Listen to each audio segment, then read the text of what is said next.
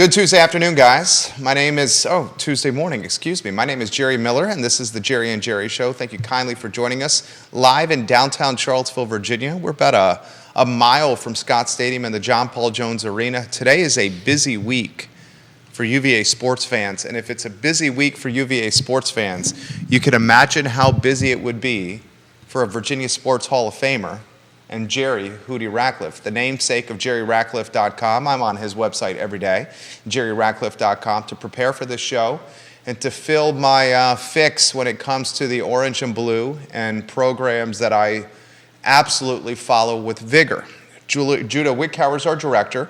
Judah, if we can go to the studio camera and then a two-shot, and let's welcome the Virginia Sports Hall of Famer. We got that weird cross-section of football and basketball at the same time. For sports junkies like me, it's a phenomenal fan. I know you're a sports junkie as well, but this is causing quite a few hours of work for you, my friend, and it's maybe some hours of missed sleep. Yes. Certainly some hours in front of your MacBook, which you have right in front of you. I think today was the first time since the Jerry and Jerry Show has started that you brought your computer bag, which may be indicative of what your day looks like today. We'll go from here to a noon football press conference with Tony Elliott, followed by a press conference with Coach Mox, the women's basketball coach, followed by a press conference with the UVA field hockey team, followed by a press conference with the track and field coach. They're hosting the national championships Saturday, and then we have a basketball game here tonight at 7 o'clock. So I'll get home tonight around 11 or 12 o'clock probably. Busy man, very busy man. JerryRatcliffe.com for anything UVA related. We got Cory, Alexander, and Tony Bennett we're going to talk about today. We got Reese Beekman sealing a victory with the defensive play. I mean, he's making a case right now for one of the best players in the conference, and we're only 2 games into the year. Buchanan is a pleasant surprise. I mean, he looks absolutely fantastic. First, we talk football. Another nail-biter, another single-digit loss, this time to one of the better football teams in the country, Louisville, at Louisville. I know there's no such thing as moral victories, but pleasant surprises for this Virginia football team in a loss to Louisville. I think we got to start under center with Anthony Colandrea. I would agree, Jerry. I thought that he took a step forward in his maturation process, something that every young quarterback has to go through. And I just thought that he showed a level of maturity and decision-making that we haven't seen before, which speaks well to his development. He didn't panic like he has in some cases and made really bad decisions. He ate the ball a few times, threw the ball away a few times, slid on some of the runs instead of taking on tacklers, although he still took on a couple. But I think maybe the game is starting to slow down a little bit for him, and it'll be interesting to see what happens the next 2 weeks of the season, whether Tony Muskett's high ankle sprain has healed and he'll return, or if they'll continue to go with Colandrea. And if they do, I think it's going to be fun watching him the next 2 weeks. UVA falls 31-24. Louisville, a top 15, top 10 football team, looking to play for an ACC championship, the Cardinals, in the driver's seat to certainly do that. We'll break down some of the statistics, and Anthony Colandrea, the toast of Wahoo Nation right now. I got to ask the Virginia Sports Hall of Famer, Jerry Hootie Ratcliffe here, why not go Colandrea the rest of the year? In the middle of the campaign, we were talking, is Anthony Colandrea the one that's going to transfer? Now folks on the Twitterverse are asking if it's Tony Muskett who could transfer with 1 year of eligibility remaining. A lot to unpack there, Hootie. Yeah, we brought that up last week. That I don't think Colandrea is going to leave. He seems to have a great relationship with everyone. His family and he agreed to what Tony Elliott and the staff proposed, and that he would remain backup until they needed him, and they have done that. They have needed him. He lost his red shirt a week ago 2 weeks ago, actually. So I don't think he's going anywhere. I can't speak for Tony Muskett. He may love the place and his relationship with Colandrea so much that he'll stay as well, but it's a possibility that he could move on if they decide to go with Colandrea for the rest of the season. And maybe they should, because, Muskett, those high ankle sprains are tough, and I know he's a tough kid and plays with pain, but you don't want to see him jeopardize his health. Colandrea is playing lights out right now, and, why not further his development and see what happens next year? Who knows? He may beat out Muskett in training camp next year or in the spring for the job. I don't know that will happen, but it's a distinct possibility. And so, why not ride the hot arm and see what the kid can do? I feel the same way. You got 2 home games, and I feel the same way. So let it play out. Colandrea's numbers, guys, against Louisville. Yes, he had an interception. He was 20 of 31, 314 through the air, tossed a touchdown. But what he did when the play broke down, what he did out of pocket, what he did from a scrambler's mentality of moving the chains and showing moxie. There were various times during that loss to Louisville where he looked like he was clear-cut the best player on the field. 14 carries, 89 net rushing yards, 6.4 per tote. The out-of-pocket, the scrambling ability, throwing on the run, dynamic, Hootie. Absolutely, and the announcers were really blown away by him. They remarked throughout the game how they were impressed with, like you said, his moxie, which is something that Tony Elliott used to describe him before he actually even played a down for Virginia, I think. So the kid, he's exciting. He's electric, and he's got some talent, and he has a great upside. And not only is he doing well scrambling with the ball, but on those designed quarterback draws right up the gut, he recognizes those running lanes early on in the process and takes full advantage. And that's become another weapon because he's really adept at doing that. And sometimes I think they may run it a little too much, but I think when they do run it, he's done an excellent job of diagnosing the defense and seeing where the open spaces are. Jill Kavanaugh says, Hootie, I absolutely love you. She's watching the program right now. Love you too, Jill. Halibut Holmberg, welcome to the broadcast. Thank you for those kind words. Julie Smithers, hello and welcome to the broadcast. Viewers and listeners in 7 states watching the program now: Chad Wood, Bob Yarborough, Albert Graves, Kyle Miller, Carol Thorpe, welcome to the broadcast. The mayor watching the program now of Charlottesville. Ray Cadell, hello and welcome to the show. Lisa Costello, welcome to the broadcast. Trip Stewart, Seth Liskey, Andy Argod, one of Albemarle High School's finest graduates and football players watching the show. Viewers and listeners, you can ask Jerry Ratcliffe a question. Put him in the feed, and let's get the Virginia Sports Hall of Famer answering your Q&As right here on the Jerry and Jerry Show. Questions already coming in. This one for you, Hootie, and this one's from Pennsylvania. Colandrea is the future of this football team. There's no shot that I think Muskett plays again this season. Please ask Jerry Ratcliffe this question, and the follow-up for Jerry Ratcliffe would be, should this team be considering a backup if Muskett does decide to transfer? Well, we'll find out this afternoon at Tony Elliott's press conference about Muskett's health and his status and what they may expect going forward. I think Tony Elliott will probably lean toward Muskett if he's healthy, 100% healthy. But those high ankle sprains sometimes can linger for weeks. I would be surprised if he's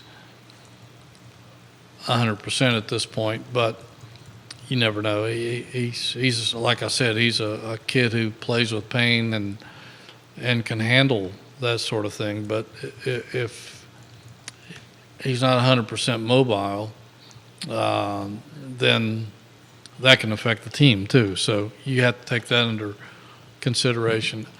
I think they should go with Colandrea the rest of the season. And what was the second part of the question? People are asking, do you expect Musket to hit the road, Jack? Oh, that's I don't know. We don't get to know these players well enough to know what they may be thinking. We haven't had an opportunity to even ask him that question. I'm not sure he'd give us an answer about it because they protect themselves in that manner. So I don't know. I really don't know if he would consider leaving the program or just stay and fight for the starting job next year. It's you just don't know with these kids these days because the transfer portal opens as soon as the conference championship games are over. He's got a lot of film where he's played against much steeper and more significant competition this year. Yeah. Film that he could leverage to potentially transfer. I'm not saying he is. I'm not saying he won't. He's certainly no spring chicken when it comes to college football playing years. Right. But he's got some pretty darn good film this year. He's a Virginia kid, and if he thinks that he may not start, he may want to go somewhere else. He may want to go to a JMU or somewhere like that, or who knows where. People are always looking for people who have proven that they can play the position at this level. So I don't want to make more of it than what there is, but it's a possibility. I wouldn't say that that's what the odds are right now. You want to give the Dukies some love? How about game day in Harrisonburg?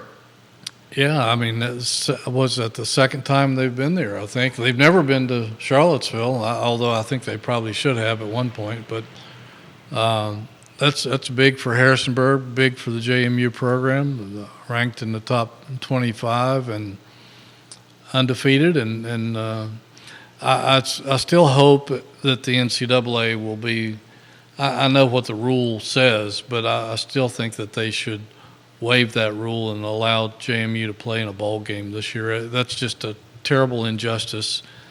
And even if they weren't having the remarkable season that they're having, they still deserve a chance to play in a bowl game. And I hope the NCAA does the right thing here. I don't expect them to, but I hope that they do. You have Greg Redfern watching the program right now on Twitter. 007. You got it. 007? 007. That man has been in more countries than James Bond. You got the old ball coach, Donald Marcella, Yep. watching the program right now. 8 states on the Jerry and Jerry Show. Viewers and listeners, let us know your thoughts here on the show. Tony Elliott has an opportunity. In fact, he's got 2 opportunities to potentially win his first. This is something that's it's difficult for me to say this. You got 2 chances, Tony Elliott, to win your first ACC home football game at the end of year 2 here in Charlottesville. Duke and Virginia Tech. The Dukies Hootie are a 4-point favorite. Kickoff 3 o'clock at Scott Stadium and over-under at 47.5. Duke is 6-4 overall and 3-3 in conference play. This is going to be no easy task against a Duke football team. This is a good Duke football team. Very good under Mike Elko. In fact, he's done such a good job there in 2 years. He came in at the same time as Tony Elliott, interviewed for the Virginia job. I think even maybe, I don't know if he was interviewed, had the first interview or the second with Elliott, with Virginia's athletic administration. But he's done a remarkable job down at Duke. He's being mentioned for every opening in college football. Michigan State, Texas A&M, where he came from as defensive coordinator. He says, I don't know where that stuff comes from. Well, it comes from those coaches' agents is where it comes from. Right, of course. So they can't plead innocent on that. But he says he's happy at Duke. But anyway, he's done a really good job with them. They beat Clemson. They took Notre Dame to the wire. They played well at Florida State for 3 quarters. They lost at Carolina Saturday night in a thrilling double overtime game. It's a good football team, and they lost their starting quarterback 2 games ago, Riley Leonard, to a toe injury. The new kid, Grayson Loftus, is filled in admirably. But this is a pretty complete Duke football team. They play good defense. They're a solid offensive football team. They have good quarterbacking. They have a good running game. They have a good throwing game.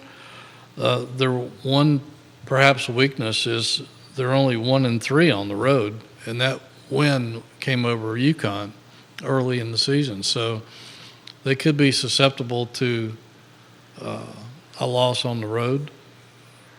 And at some point, if you look back at Virginia's season, Virginia has played better on the road than they have at home. Most of their Miami, UNC, Louisville. Yeah, I mean, they had chances to win all 3 of those games against 3 of the best teams on the schedule, and couldn't pull it off. They certainly played well enough to win. But at some point, you've got to say, look, this is our home turf. This is our home. This is our home field. We're not going to lose here, no matter what. And that's what Virginia used to be famous for during the Welsh days, some of the Grow era, even a nice stretch in the Bronco era for two or 3 years. They won like 21 out of 23 or 4 home games during one stretch. Virginia has to get back to that if they want to be able to compete in the ACC. You can't lose at home.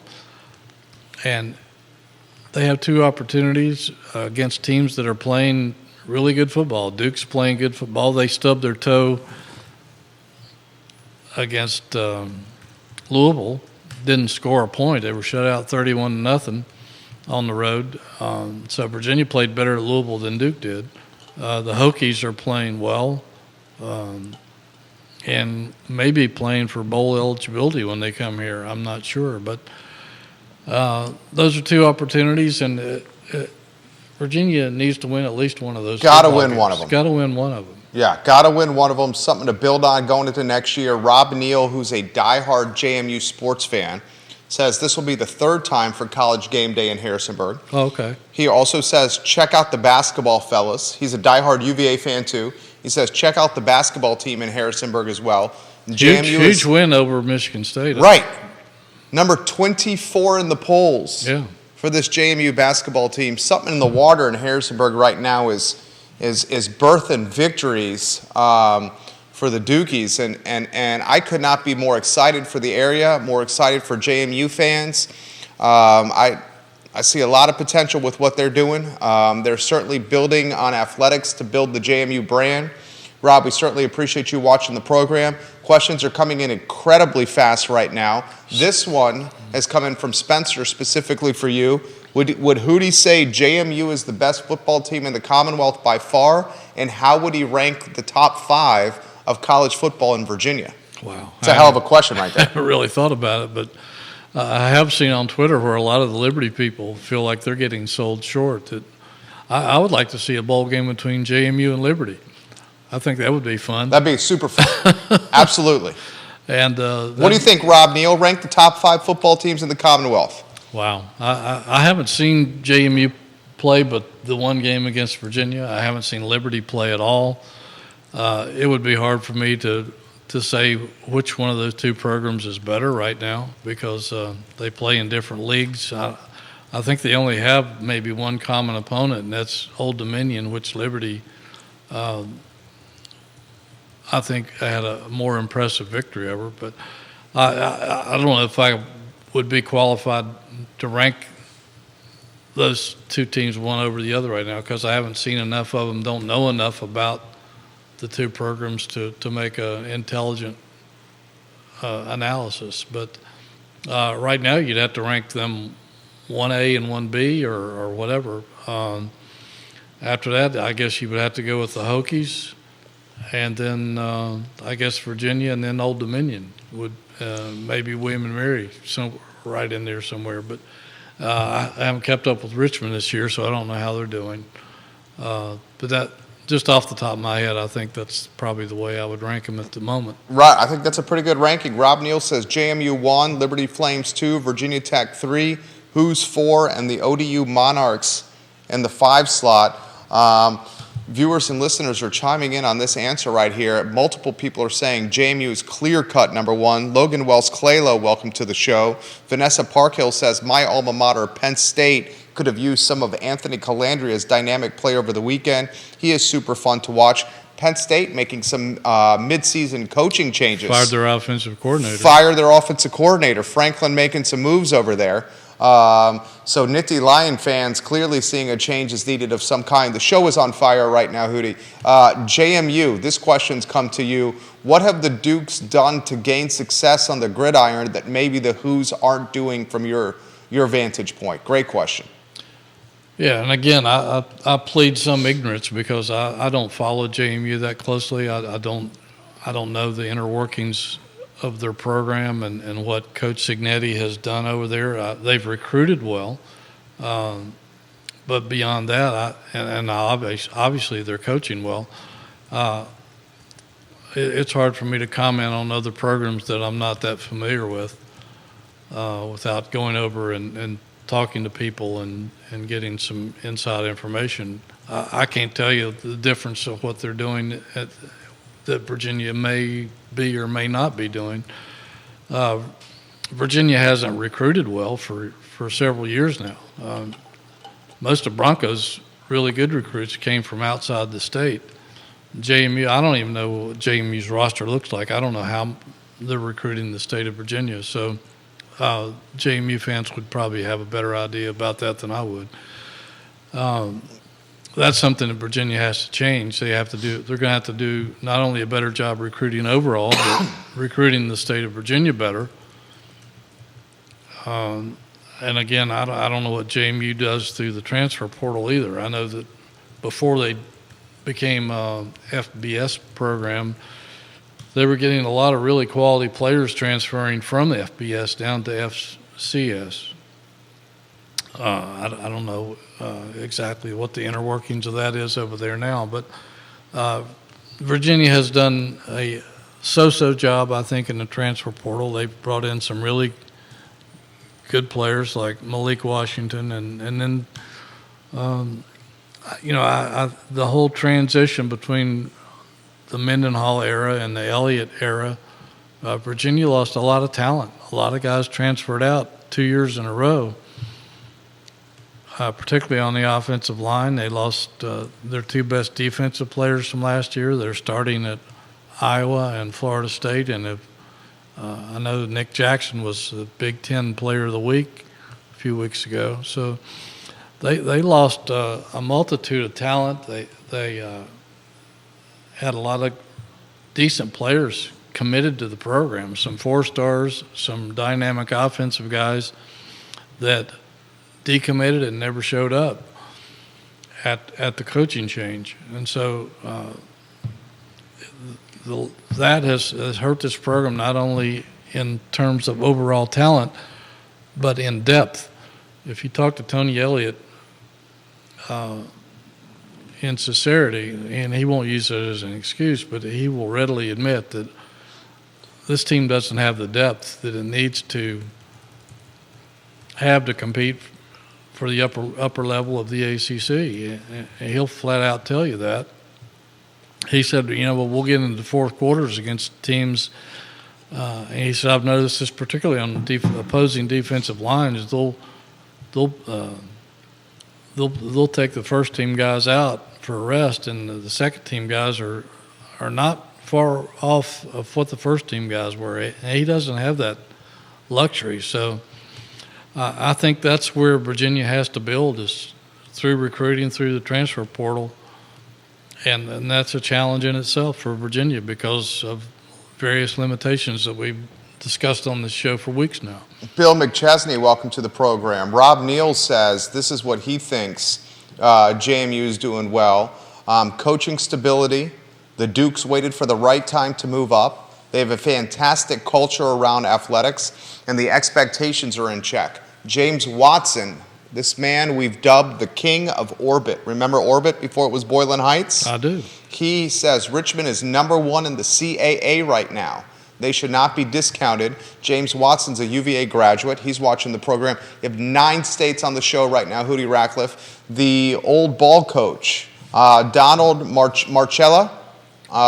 He says, Hootie Ratcliffe, is Marcus Hagans in trouble at Penn State University? And multiple folks are asking about Anthony Poindexter as well. Again, I don't know because I don't follow Penn State that closely either. I see them, I watched some of their game against this past weekend. But I really don't know. I'm not an insider at Penn State. I don't read that much about their program. I would say James Franklin is in a little bit of hot water because of his poor record in big games.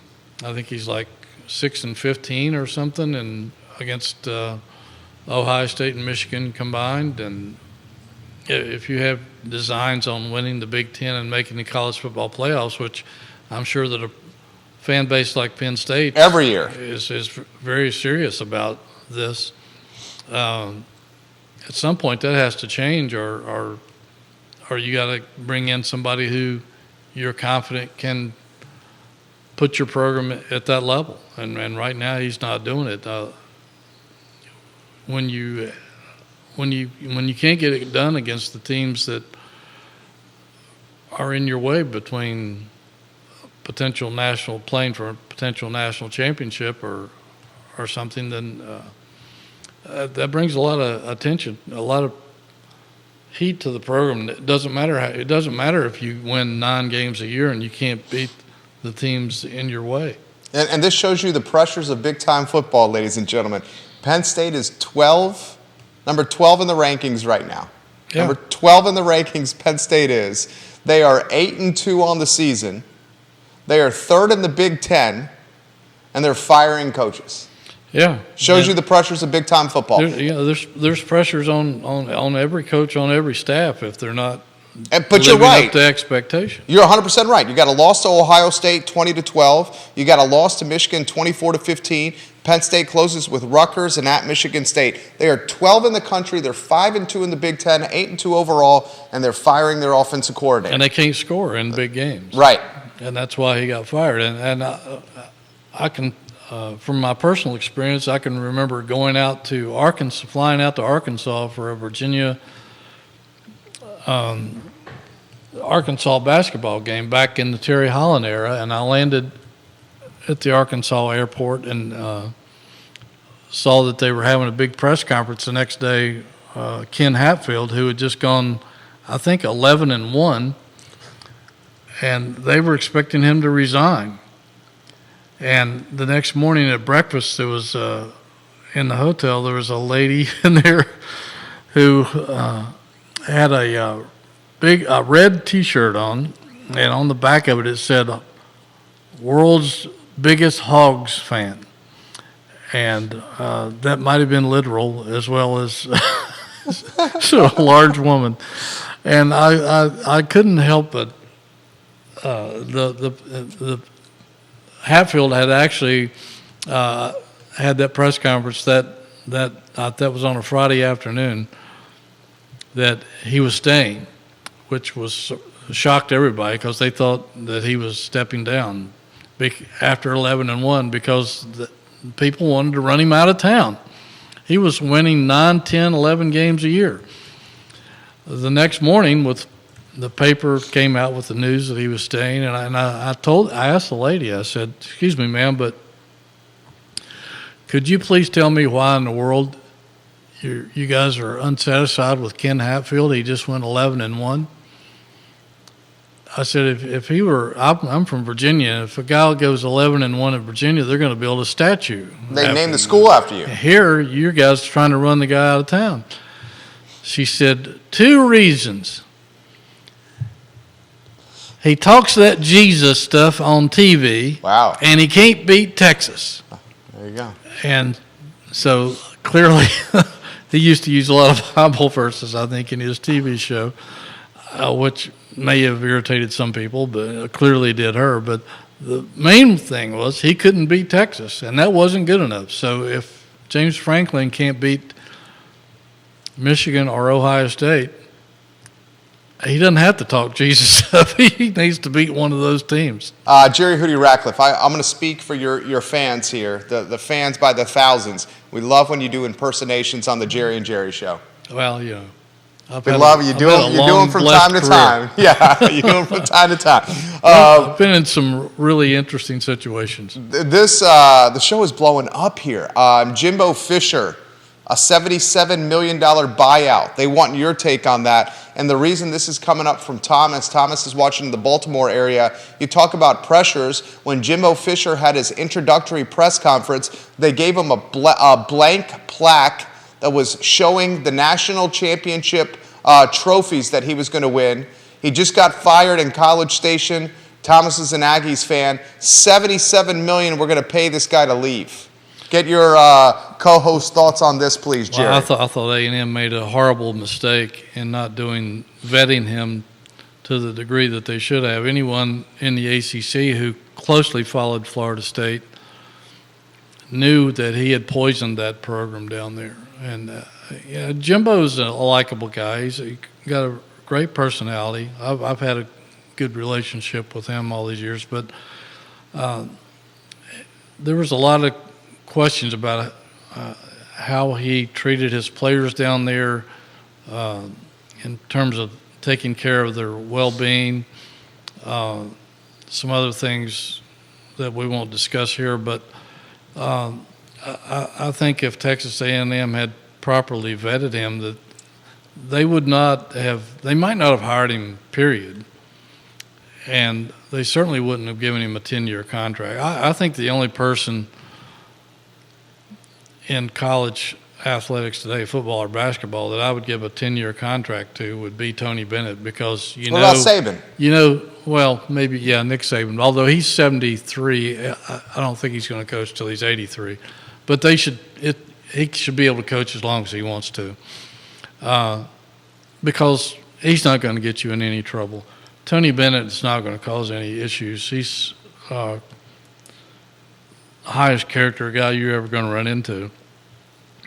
But 10 years is an incredible gamble on any coach, because things can turn sour in a heartbeat, and the coach might not be in control of that situation. But A&M has more money than God, it seems like. I was out there, I don't know, 10 or 15 years ago for a national tennis championships, and somebody told me at that point, and they were building like crazy, and they said some oil billionaire had given them money, tons of money, under the agreement that they build at least one building a year on campus until to perpetuity. So they have the money. I'm sure that $70 million is huge for us, but for them, it's not going to wipe anybody out. Jimbo got that 10-year contract a couple of years ago after the rumor mill had him linked to LSU. Yeah. Texas A&M tried to keep him on lock for a long period of time, and now a huge payday for Coach Fisher. And there's no reason that you can't win at Texas A&M, because you've got every facility that you would ever dream of. You've got an incredible NIL system going out there. It's a coach's dream, except maybe for the expectations, because if you don't win, you're going to be gone in a heartbeat. But the last two coaches there have only done so in terms of meeting expectations, and they're in the SEC, and that's one reason why I say Florida State SEC. Why would Florida State and Clemson want to be in the SEC? Right. Texas A&M's got everything going for them, and they're middle of the road, 6-4 and 4-3 in conference play. Yeah. So why would you want to jump into that? Where here you've got a good shot at making the college football playoffs every year. Every year. Yeah. Mm-hmm. And in the SEC, they'd be middle of the road. You're just another football team. Right. You got Georgia Bulldogs right now that are 10-0, 7-0 in conference play. Alabama's 9-1, 7-0 in conference play. The SEC has 6 teams ranked in the top 25. And Texas and Oklahoma are coming to town next season. There you go, ladies and gentlemen. Texas and Oklahoma are coming to town next season. Well said, Hootie Ratcliffe. All right, we'll get back to the ACC and Virginia football over here. We have to talk Malik Washington. I'm going to ask you a very pointed question here. Viewers and listeners, listen to this question. This is not hyperbole. Is this the best season for a UVA wide receiver in the history of the Virginia football program? Well, it could be, statistically. I tend to measure everything against what Herman Moore did. And you've had other guys, really good guys, like Billy McMullen, who had a great season, great career. Heath Miller, even though he was a tight end, he still had incredible receiving numbers. You stack everything up against Herman Moore, who was in the top, I think, 6 in the Heisman Trophy race, and probably would have finished higher if he wasn't competing against Sean Moore, his teammate. Devil's advocate with you. Herman Moore had an All-American quarterback. Malik Washington does not. Right. He has 2 quarterbacks this year, one of them a first year. If memory serves correct, Terry Kirby was taking a lot of pressure off Herman Moore. Safeties had to respect Terry Kirby in the running game, so they stacked the box. Great offensive line. Yes, sir. Yes, sir. Great offensive line. Malik Washington, here's what he's got going for him. You're the expert. I'll get out of your way. 2 quarterbacks this year, one of them a first year. Offensive line that has shown some so-so. Okay, thank you. Okay, that's being nice. Hootie Ratcliffe. Trying to bail you out. Thank you. He just bailed me out. Nice. The tight end, a bit of an unknown, and only one other threat in Fields that takes the attention off of Washington. Yeah, and Malik Fields has done was really terrific out at Louisville in that respect, because they've been trying to find a third receiver all season long to take some of the heat off, and they have been able to do it. Malik Washington is number 2 in the nation in the 3 major receiving categories: receiving yards per game, and receptions per game. He's 5 yards from tying the Virginia all-time single-season yards receiving record under all those circumstances that you pointed out. I mean, the kid is having a phenomenal year. Pro Football Focus, who grades all college players every week, just came out for their season rankings. He's number 3 in highest graded wide receiver in the nation. He's essentially the only guy he's trailing is the neighbor's kid from LSU, who has a Heisman Trophy candidate quarterback throwing to him, and a good offensive line and a good running game. So what he's done under the circumstances is remarkable. And you also got to consider that he's one of the few playmakers in this offense that opposing defenses game plan around. They're terrified of letting him get behind their secondaries, and so they give him cushion. They keep him underneath. They don't want him to get behind them.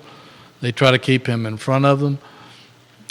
He's only 5'8", and people know that he's going to get targeted 15 times a game. If I were Virginia these next 2 weeks, I would try to target him as either a running back like Deebo Samuels or something, and I'd try to get double his touches the next 2 weeks, because not only is he a really good receiver, but once he gets his hands on the ball, he's hard to bring down. He runs like a running back. He doesn't run like your typical wide receiver. So I have just utmost respect for him. I usually don't get a lot out of spring games, but this past spring he caught my eye several times because of his speed and his intelligence. He knew how to get open. like I said, he doesn't run like a wide receiver. He runs like a running back. I was blown away with him in the spring, and I knew he was going to be good this fall, but I didn't think he was going to be this good. Amen. I mean, he's having just an incredible career, and my hat's off to him. Amen. Viewers and listeners are chiming in on Malik. James says this. We appreciate you, James Watson. Malik Washington is only 5'8" as well. He's a smart young man. He already graduated from Northwestern, and he's now working on his master's degree. Gives big-time props to Washington Hootie. He was all Big Ten academic for at least 3 years in a row. He's literally the gold standard of what UVA wants in the transfer portal. Yeah, exactly. And there aren't but so many of those guys out there. Exactly. And you're not the only person fighting for them either. So he's just a credit to this football program. And I don't know how they well, I know part of the reason he wanted to come here is he liked the Virginia academics. And, you know, not all these guys that are transferring are looking for that. Michael Waddell watching the program on Twitter. CEO of he used to be an AD, and he started his career here at WINA. Yeah. He is now with David Glenn in North Carolina, building a great network down there to bring back. They brought back the David Glenn show, which was, in my opinion, is the best sports talk radio show in the ACC. I remember when I was doing sports talk radio with ESPN, David Glenn would come on the show. One of my favorite things, and I'm a newspaper junkie. I loved holding the newspaper. I love reading the ACC Sports Journal and getting the newsprint on my fingers. I would pick it up at the Fast Mart next to Dirty Nelly's. Yep. May or may not have been getting a case of beer, walking out with the ACC Sports Journal and reading David Glenn what he was writing. You also got watching the program right now, Andy Cole on your Twitter account. Show's blowing up right now. I promised you guys we're going to get to basketball. We want to cover a little bit more football here. Are we going to say with 2 games left that he has an opportunity to at least be in the breath of your Herman Moore conversation? Wow, it's tough because they're not winning. That's why you're saying it's tough for you, right? Yeah, it is. Yeah. And Herman was remarkable. I mean, we knew how good he was here, and he showed us how good he was when he got to the NFL, and did some things that only Jerry Rice was doing at that time. So, one of the greatest receivers in the history of football. I mean, Herman was a 6'5" guy who could jump, could do everything. He was a high jump champion. He could high jump over 7 feet. Watching him and Sean Moore, I mean, they led the nation in pass duo combination or whatever you want to call it. They could throw the fade to him and nobody could stop it. He'd go in the end zone and out-leap everybody. And he had great hands. He wasn't the fastest guy in the world. He probably not as fast as Malik, but he could do some things that Malik can't do. So it's hard for me to put anybody in the category with Herman Moore because I saw him do so many great things, but he's not far from it.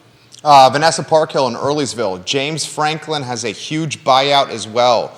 The previous athletic director gave a contract extension just before her retirement. At that time, many considered the move to be as questionable as the Dr. Haas extension granted by the Albemarle County School Board to their superintendent. That's a great local reference from Earlysville right there. Vanessa Parkhill says, I hope the new offensive coordinator will be what we need. And she says, Malik Washington, an A++ addition to the UVA squad. Let's highlight some of Hootie's fans. Larry Red Wing watching the program right now. Edward Jenkins in Texas watching the program right now. You got 11 states on the show, viewers and listeners, hearing us talk football. Soon, we promise you guys, basketball as well. If you have any comments or questions for the Virginia Sports Hall of Famer, put them on any social channel you're watching. Our infrastructure aggregates those comments. I will relay them live on air. Let's go to Matthew, who's watching the program in Richmond right now. How can they clone what they did with Washington and the transfer portal to find success through this channel yet again, especially with a recruiting class that is lacking luster? Well, it's hard to clone a guy like Washington. He's an exception. I don't think they even knew what they were getting in him. He had at Northwestern. He did come close, but he didn't have a 100-yard receiving game in his career there. He's had 6 or 7 of those here already, maybe 8. I'm not sure, but I think he's had phenomenal success, and it's tough. The transfer portal is an animal in itself, a different animal, and I think Virginia is trying to figure out ways that it can be successful in luring players here. But as we've talked on this show ad nauseum, really, is that, one, the NIL, unless Virginia starts to enhance that, they're going to lose some players because of that to other schools who have more attractive NIL packages. And then again, not all credits transfer to UVA from some of these schools. So there's an academic side to that as well. So you just don't know. I mean, some schools are much better at researching and attracting players from the portal than others, and Virginia has some work to do. And I think Tony Elliott would be the first to tell you that they need to do better. They've had some success getting guys like Jelani Woods and was it Oklahoma? Jelani Woods, the big tight end. Jelani was from I think a MAC school. I'm trying to remember which one, but I think he came from the MAC, and probably should have been at a big time school. It was Oklahoma State. Sorry, it was Oklahoma That's right, State. Oklahoma State. Oklahoma State. Yeah, you're right. Yeah, I was thinking of the other tight end they had came from a MAC school. Now playing for the Indianapolis Colts. Yeah, and doing a phenomenal job. And why Oklahoma State didn't take more advantage of him than they did, I'll never know, because I'm not even sure Virginia used him as much as they should have. 100%. One of the best tight ends that's ever graced the Scott Stadium field. And never used to his full potential, I don't think. So, but it's been tough. You could probably, on at least 2 hands, maybe 1, talk about quality. I mean, really quality players they've attracted from the portal. Jerry Hootie Ratcliffe dropping dimes here. We got to get keys to victory against Duke. Duke Blue Devils, guys, kickoff scheduled for Saturday, about a mile from where we're doing our show right now, our studio. The Devils a 4-point favorite, the over-under 47 and change, depending on where you shop. Scott Stadium, 3 o'clock kick, CW Network, keys to victory for the Who's. Well, Tony Elliott will tell you, he'll be the first to tell you, and Bronco said the same thing, and Mike London said the same thing, and Al Gross said the same thing. That most ACC football games, come down to 4 or 5 plays.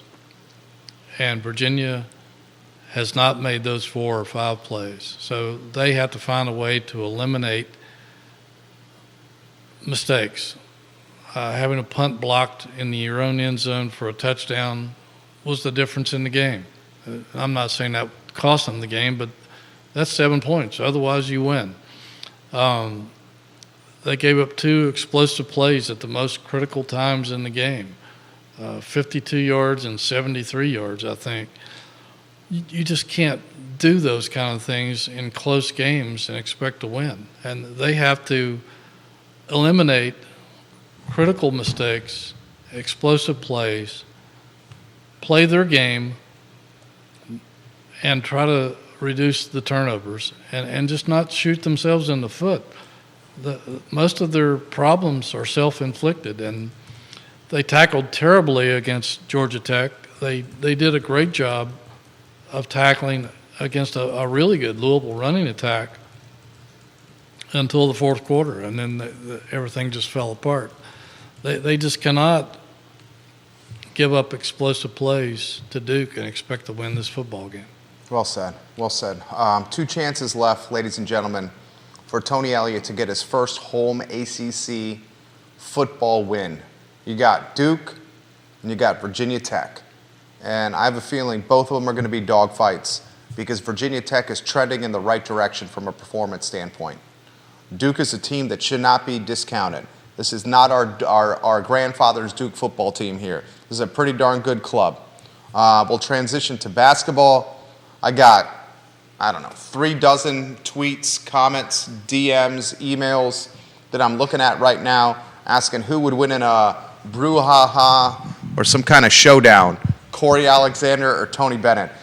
I would not want to see an angry Tony Bennett on any day. He's gotten one technical called against him. In 15 years. In 15 years. One tech. Tony Bennett was as angry as I've ever seen him. And from my standpoint, rightfully so. You are the most esteemed member on the Virginia beat. I'll ask you this question and get out of your way. Have you ever seen a media member influence an outcome of a sporting event? Not to my knowledge, not that I was aware of. There's sort of an unwritten rule, I think, that you don't interject yourself into a game. And there's still some controversy, dispute, whatever, as to whether Cory crossed the line in that game or not. If the officials came to him and said, did we get the call right, he could have said yes or no. But people think that he drew attention to himself and drew attention to the controversy by, and I've seen various reports about flipping his monitor around and say, come look, see. And talking loudly? Yeah, now, I don't think it's a media member's. It's not in your job description to do that. I mean, if the guy's asking for help, yeah, I can see that happening. I remember an ACC tournament game of several years ago. I think it was in Greensboro, Virginia Tech, and I think maybe Wake Forest or Boston College. I can't remember who the opponent was, but Virginia Tech made a three-pointer at the buzzer to win the game, a tournament game. There was some controversy about whether the ball was released in time to count. The regular TV monitors couldn't detect that. They're not advanced enough. So they had to go out, use monitors from the TV truck, and maybe it's all progressed now, I don't know, with the evolution of technology. But at that time,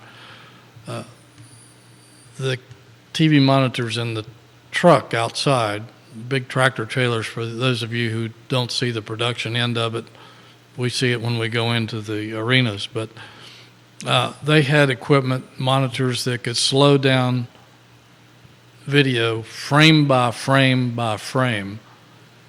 And after they went to that length, they determined that the shot didn't leave his fingertips when the buzzer sounded. It was down to a minute moment.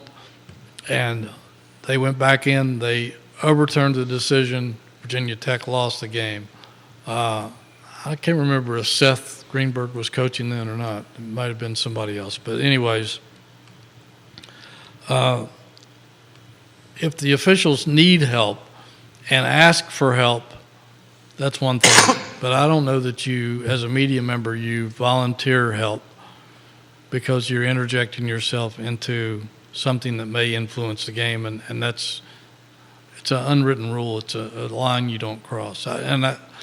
If Cory made a mistake, I'm sure, like he said, it's on me. He said it's on me.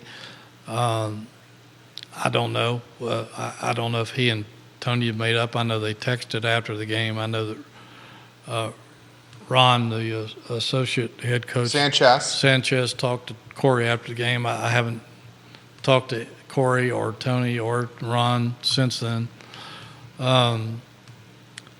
So again, I respect Cory. I love Cory. I've known him since he was at Waynesboro High School. If he crossed the line, I imagine he will apologize to Tony, or if he hasn't already. If in his mind he may feel like he didn't cross the line, I don't know. But one thing you said about Tony Bennett, and we talked about this on the show back, I think in August, was that. Is this the table tennis, the ping pong reference? Yeah. Yeah, I know you. Yes, you do. When Christian Bliss visited here officially, he just thought Tony Bennett was the nicest guy in the world until he went into Tony's house for dinner and with some of the other players and played him in a game of ping pong. And he saw the eye of the tiger in Tony Bennett, and he said, that told me right then and there that this is the guy I want to play for, because he is a competitor and he will take you to the edge of the moon to beat you. He won't do anything wrong or against the rules, but everything within his power, every fiber of his soul, he's going to put into beating you.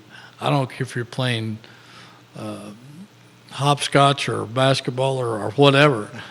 You are not going to beat Tony Bennett if he can beat you. And we saw that part of Tony Bennett emerge in those moments. And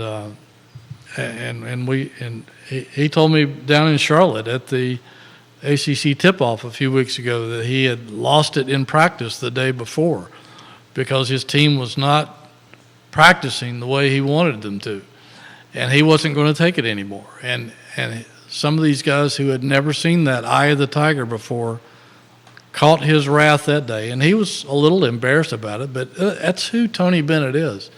And if you think just because he's a nice Christian guy with pillars and all that stuff that he doesn't want to beat your butt, then you're making a huge mistake. And so he's going to take a moment like that very seriously because he felt like it was hurting his basketball team. I respected everything I saw. One of the things that we need to discuss in regards to the Tony Bennett, Cory Alexander brouhaha, two things from my standpoint. If Cory Alexander's asked this question again, I would imagine his response is going to be, I'm calling the game, I'm a broadcaster, I'm going to stick to what I'm doing here, I'm not going to give you my perspective whatsoever, whether the ball was off Florida or UVA or in any other team. I think it's a lesson he may have learned here the hard way, because he's certainly encountering the wrath and the ire of the fan base. Yeah, and I don't think Cory should be suspended or fired or anything. I don't think so either. I wouldn't go to that measure. But yeah. Somebody probably should call him to the side and say to him just what you'd said just now. And then second thing that I was thinking about, I'm surprised that the technology has not advanced where the referees have the same camera angles as the television broadcasters. Yeah, I was surprised by that as well. Especially the monitors are at courtside. This is not like it was monitors back in the truck like that we used to see back in the day. These were legitimately monitors at courtside. Third, if you really wanted to see the ire of the fan base, the call that Cory helped influence, if the team had lost UVA, that would have been orders of magnitude much more vigorous or angry from the fan base. Right. And then lastly, and then I'll get out of your way, props to Ryan Dunn, the second year, Yes. who puts his arm around Coach Bennett and says, next play, next play, next play. And when I'm reading JerryRatcliffe.com, I'm on his website, JerryRatcliffe.com, multiple times a day, I see in your game coverage that cooled Coach Bennett a bit. He said he still had to blow off some steam, but it was nice to see that the player was calming the coach in this scenario. Yeah, that's usually the other way around. And, hats off to Ryan Dunn. I'm sure Tony was very thankful for that moment and for one of his players to have such a cool head. But and Ryan Dunn, I would totally expect that from Ryan Dunn, and several of the other players too. But Ryan's the one that did it.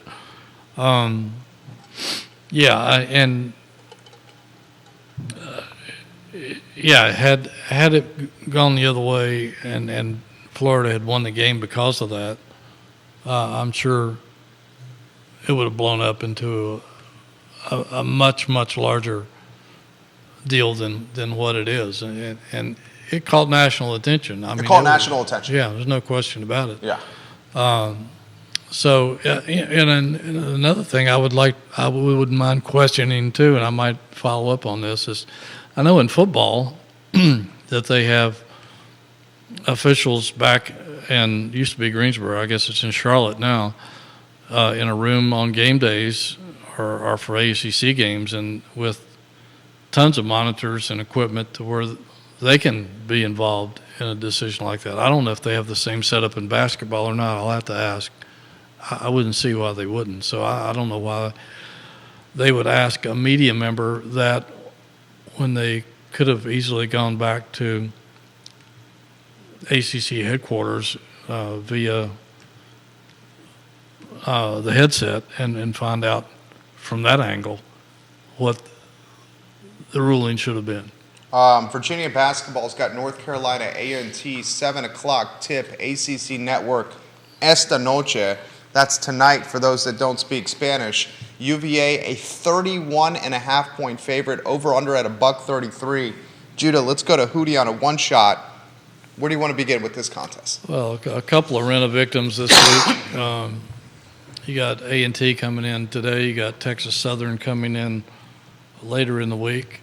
And A&T's 0-2. They have a player who is scoring a lot of points, but they're one of the newer members of the CAA, and I don't expect it to be much of a basketball game, frankly. But those are some of the games you have to play this time of year, guarantee games, buy games, whatever you want to call them. Everybody does it. You just hope that your team takes things seriously enough to avoid a shocking Appalachian upset. State. Yeah, because we've seen some of those already this season. I think St. John's maybe lost their opener to somebody just atrocious. JMU. I think Louisville did. Yeah, but JMU's pretty good though. I don't think they're A rent-a-victim. a rent-a-victim. A lot of people don't want to play JMU, I'm sure. But there are examples all over the country and that sort of thing. But Excuse me. I think Tony will use these games like he does every year in the early season and run different combinations, different lineups out there, see who works well together, what works against a small lineup, what works against a larger lineup, who gets it defensively, ways to score, all sorts of things that coaches are looking for in these games. That, and he tries to mix it up and get different styles of teams to come in here and play. So by the time they get to the ACC and then later on in the postseason, they will have seen a little bit of just about every style of basketball, so that they won't be shocked when they run into it later on. Reese Beekman and Blake Buchanan, upside, talent. Beekman is as good as advertised. And when do we start talking short lists, not only all conference, but maybe player of the year? Maybe All-American. Maybe All-American. I don't think Reese Beekman has gotten the preseason due. No, he's been disrespected. disrespected. He has been disrespected, and like Jason Wilford sat here in this chair a few weeks ago and said, "We love it when people underestimate us," and so I think Andy Katz has disrespected him. Yes. The national media has disrespected him. I would even say some of the ACC media has disrespected Reese Beekman. I mean, we're talking a guy that is a defensive player of the year. We're talking a guy that's a senior. We're talking a guy that is the clear leader of this basketball team. We're talking a guy that, I mean, I don't want to put the cart before the horse because there's a ton of talent in this league. The big man from Duke is a beast and clearly the front runner for player of the year. Armando Baycott at UNC, he's got significant upside. But Beekman is one of the top 3 to 5 guys in the conference from what I've seen. I would agree, and because he's a complete player. We hear Tony talk about that all the time, and he can do it on both ends of the floor. I mean, he's defensive player of the year in the conference, and he showed us why at the end of that Florida game when he bottled up the Florida point guard on the sidelines at the most critical moment of the game and stole the ball and got fouled to ice the game. But what we're seeing out of Reese is a lot of what Jason talked about on the show. 100%. He came back from the NBA combines and all that experience, beaming with confidence, much more aggressive offensively than he ever was before. He told me at their media day a couple of weeks ago that he's going to be hunting his shots more than ever, which is something a lot of Virginia fans wished he would have done earlier, but 100%. He's doing it now. And he's hit some nice three-pointers so far. He's driving to the basket with a passion, and he's the same old menace on defense that he always has been. Blake Buchanan's upside is coincided or tied with maybe TJ Minor not getting a ton of playing time. I want you to highlight Buchanan, who clearly looks like he is a double-double waiting to happen anytime he steps on the floor, and maybe ink it or tie it with Minor, who a lot of us, me included, thought would be the post player that was going to garner most of the minutes for this season. Your thoughts on both fellas? Yeah, well, I know Tony Bennett saw something in Blake Buchanan in their scrimmage with UConn, the defending national champions, up when they went up to Hartford. Jordan Minor, not TJ, excuse me. TJ Minor actually played basketball for the Orange County High School Hornets under Tim Taylor. I knew I'd heard that name somewhere before. And when I was working for Jerry Ratcliffe as a sports writer on the high school beat, he was the columnist and sports editor, best boss I ever had. I was routinely going to Orange County High School to cover Tim Taylor's basketball team. Yeah. Jordan Minor, excuse me, thank you. But yeah, Tony saw some things in him in that UConn scrimmage that he really liked. Buchanan is 6'11". I thought he was 6'10". Apparently he's grown an inch since he got here. Wow. Must be nice. But anyways, there's a lot to like about this kid. I mean, he can be a stretch 4 kind of guy, stretch 5 kind of guy. He's got a nice jump shot. He can score inside. He can. We saw some nasty 2-hand dunks from him. He can defend multiple positions, or at least front court multiple positions. He slides his feet really well. He's very mobile, and I think that's what caught Tony's eye more than anything. He's very, very mobile. He can get out on the perimeter and guard, or he can go out and shoot it. That's something that Minor can't do. And what surprised me most about Blake Buchanan is he's much more physical than I thought he would be. Especially for a first year. Yeah, and that's what it takes in ACC basketball, because you're going up against some physical beasts inside, and that's something that, again, I didn't expect. He's been much more physical than I thought he would be. You know, he hasn't faced some of the brutes that he's going to face later on, but it'll be interesting to see how he adapts to that. But in that case, Minor may get more playing time than he's getting now because he's a big physical dude, and he just doesn't. He's a step or two slower than Blake Buchanan. You got here are the minutes. I'll throw the minutes to you, Hootie. You got Jordan Minor's getting 11 minutes. He's averaging 11.7 minutes so far to Buchanan's 21.9. Beekman's averaging 30.6 minutes. Isaac McNeely, 32.1 minutes. Rhodey, basically 31 minutes.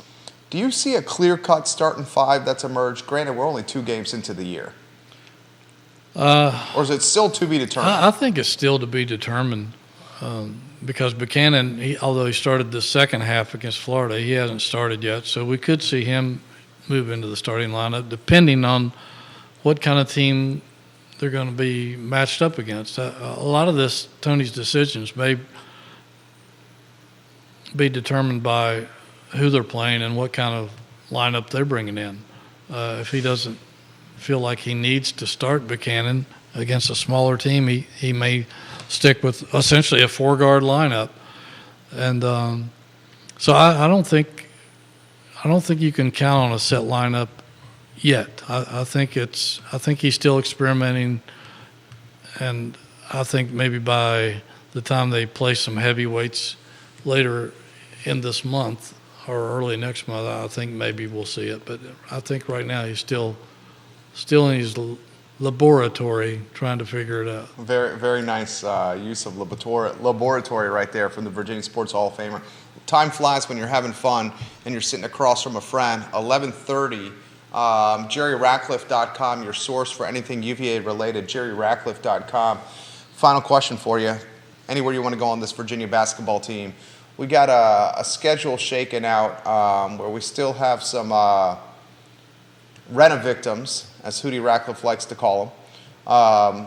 What are your thoughts of what you've seen so far with UVA hoops?